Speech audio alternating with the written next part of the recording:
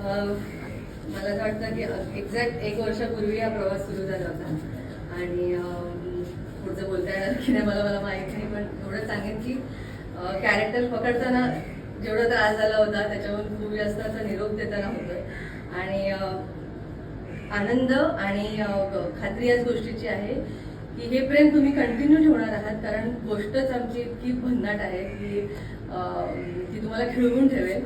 आणि आता उमाई म्हणजे पल्लवी वैद्य तितक्याच सुरळीतरित्या आणि अगदी सोयीस्कररित्या हे कॅरेक्टर पुढे घेऊन जाईल मला पूर्ण खात्री आहे. म्हणजे तुम्हाला कळणारही नाही की ते एपिसोड कालचा वेगळा होता का आजचा वेगळा आहे आणि कसं काय पुढे गेलंय. ही गोष्ट अशीच छान तुमच्या मनात राहील. या सगळ्या गोष्टींची मला खूप जास्त सकारात्मकरित्या खात्री आहे. त्यामुळे विनंती तर आहेच, ही मालिका अशीच छान बघत राहा. आजपर्यंत जसं प्रेम केलं तसं करत राहा. पण माझा हा प्रवास इतका छान सुरळीत